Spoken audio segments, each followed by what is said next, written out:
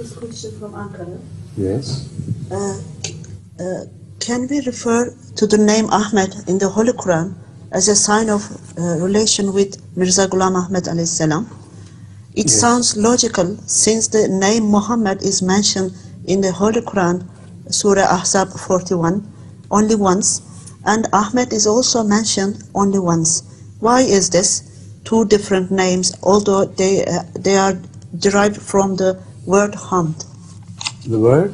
Hamd. Hamd. There are two different questions altogether. The first one is that primarily the prophecies are about Hazrat Rasulullah sallallahu alaihi wasallam. There is no shadow of doubt. The prophecy, as we find in the Old Testament, refers to him as Muhammad. Although the Christians have tried their best to confuse the issue by declaring that it says Muhammadin, this is a plural, and proper nouns are not pluralized.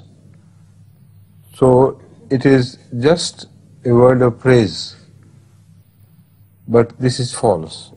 According to the correct usage of Hebrew, Muhammadim is a word of respect for Muhammad. Like we pluralize those we respect in our addresses to someone whom we respect, we say aap. It is you in plurality, and not thou, which is singular. Nobody takes objection against this.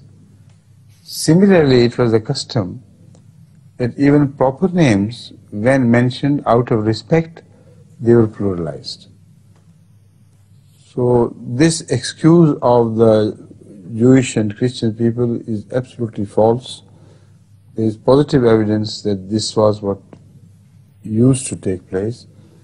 And the word Muhammad, as found in the Old Testament as Muhammadin, does not mean an ordinary person or ordinary persons, so many persons. It only means one person with very high status of piety and praiseworthiness. You understand? That goes for Muhammad. As far as the word Ahmad is concerned, we find it written in the Bible, New Testament I mean, as Farkalit and also Ahmad. In the Old Testament, authentic versions as discovered from a cemetery in Syria, the Old Testament authentic version, the New Testament authentic version declares the prophecy to refer to Ahmad. And the word Ahmad is exactly similar to the word Ahmad. T and D are replaceable with one another. So we have proved, we have written evidence that according to the New Testament, the word Ahmad was used, which is used by the Holy Quran. And it is used in relation to the appearance of Hazrat Muhammad Sallallahu Alaihi Wasallam after Jesus Christ. That is correct, 100%. So, as it was used once in the Old Testament, once in the New Testament, so the Holy Quran also repeated it once there and once there. You understand? But the question arises from this as to what about the second advent of Jesus Christ in the form of Ahmad. Will it take place or will it not take place? And if the word Ahmad had already applied to Ahmad once, why should it have been repeated in application to the advent of Jesus under that name? This is the complicated question. I believe, and I have the writings of Hazrat Islam to support me, that the real name Ahmad is that of Hazrat Muhammad Rasulullah. But it is the question of manifestation. The word Ahmad had one manifestation with reference to history. And that was during the first 13 years of the advent of Muhammad, where he was not permitted to strike against those who struck against him. That is exactly the teaching of Jesus Christ, which we find implemented by Jesus himself during his lifetime. He also taught others, if you're struck on one cheek, offer the other, but never answer the use of force with use of force. This is Jesus. So when he says, Ahmad will come after me, and we see the beginning of Islam as a new era of Jesus having reappeared, then we understand that the word Ahmad was absolutely applicable to the early history of Islam. Then we turn to the history after Hijrah. In that history, the word Muhammad is so manifestly clear that no sane man can doubt it. So both these words, Muhammad and Ahmad, are initially applicable to the appearance of Hazrat Muhammad Mustafa sallallahu alaihi wasallam. The word Muhammad, it should be noted, has appeared many times in the Holy Quran, but it has come once with reference to Jesus Christ. وَمَا كَانَ مُحَمَّدٌ أَبَا أَحَدٍ مِّن رِجَالِكُمْ is the fundamental verse of the Holy Quran, which speaks of Muhammad. So I answered her in relation only to the prophecy of Jesus Christ.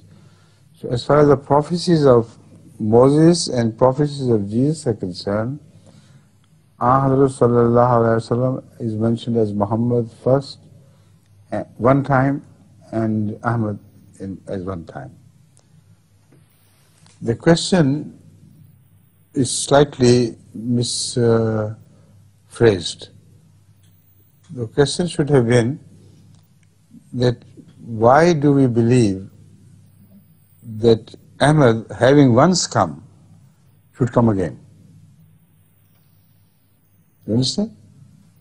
This is the only valid question which arises out of this question.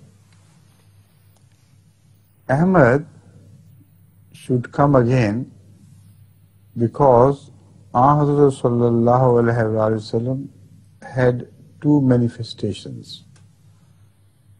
One, the manifestation of Muhammad, which was fulfilled once and for all. Nobody shares this manifestation with him. Nobody shared, nobody will ever share this manifestation of Muhammadiyat with Ahmad sallallahu alaihi wasallam. But his manifestation of Ahmad had once again to be manifested during the latter period, latter days. Why? Because after Muhammad, Ahmad came, Jesus came, and Jesus is understood to come again and again. While he speaks of Ahmad as Ahmad, and he is the one who, according to the Hadith of Rasul Akram sallallahu alaihi wasallam, tradition of Rasul sallam, is to come again. So the one who said Ahmad would come after me is Jesus. And it is Jesus who is mentioned by Muhammad sallallahu alaihi wasallam to come after him. So in what capacity he would appear in Islam?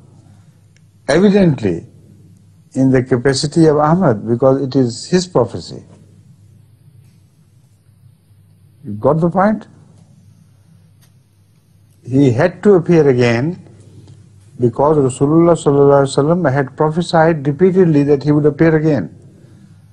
In what capacity an outsider appear in Islam?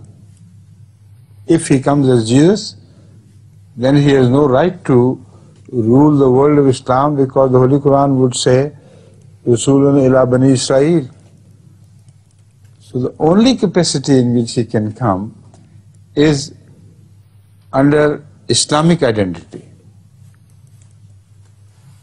And under Islamic identity, the only identity which can be referred to him is that of Ahmad.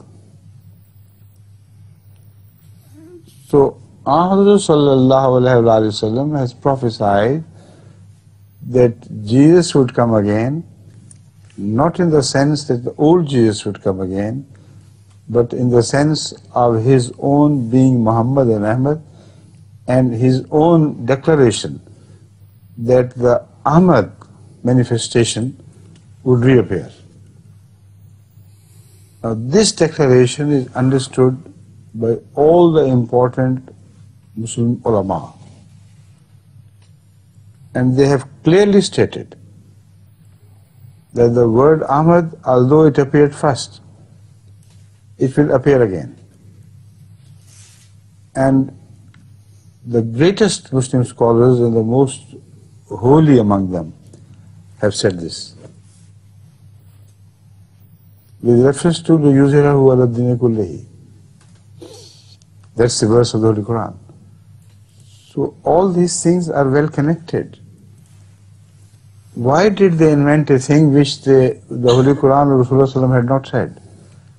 These great scholars could not have attributed anything false to Rasulullah sallallahu, but when they understood the Quran, they understood from the Quran that in future the movement will take place, which will the movement of the conquest of all other religions. This movement could not have taken place without God's interference, and this movement could not have taken place by anyone who is not a representative of Muhammad sallallahu alaihi wasallam. It's impossible. That is why all these early scholars were 100% convinced that Muhammad sallallahu alaihi wasallam must be involved in that movement, but not in his name of Muhammad, but in his name of Ahmad. You understand? So the answer is a bit involved, because it cannot be answered like yes or no. It has to be proved with the evidence spread over all the history of Islam and the meaning of some verses of the Holy Quran. So when you combine these things together, the only conclusion you can draw is the one I have presented before you, that Ahmad was the manifestation which was to come again. And this is exactly what Hazrat Masih Maud al-Islam has claimed. He said he is Ahmad in the sense of the Ahmad, the first Ahmad, I'm his representative. But in some of his writings, it is misunderstood, who do not know all of his writings, and it appears that he claims to be the only Ahmad. I have read those writings, and I am sure those who have not read all his writings, they may infer from this that he is the first Ahmad, and he is the Ahmad, and Hazrat Muhammad sallallahu alaihi wasallam was only Muhammad. Nauzubillah min zalik. This is wrong. When he refers to the same subject, he speaks of Jesus Christ as well as his position in Islam and the position of Hazrat sallallahu alaihi wasallam. He says ابن مریم کے ذکر کو چھوڑو، اس سے بہتر غلام احمد ہے. Leave the mention of Jesus Christ and is no more to come. The one who has appeared as a servant of Ahmad is better than Jesus Christ. So, servant of Ahmad positively indicates that Ahmad sallallahu alaihi wasallam is Ahmad and he is the servant of Ahmad. So, reading all his writings, what appears as totality is the thing which I have just mentioned to you. He believed Ahmad to be the first Ahmad, and he believed himself to be a repetition of that Ahmad as his perfect servant. And in that perfect capacity, the word Muhammad would not be applicable, because the word Muhammad speaks of one who brings the law from Allah. And because Hazrat Masih was not to bring a new law, so he would only represent Rasulullah as Ahmad, like Jesus Christ, who did not bring a new law. Understood? You got the answer correctly? Okay. Time is over? Yes, looks like it. I'm sorry, I didn't notice the time. Huh? It has just flown past. Huh? And tomorrow you will begin with this, inshallah. And do you think you will take 10 minutes or so? 10, 15 minutes, yeah. Huh? So again, it will be the repeat of today, inshallah. قد انتهى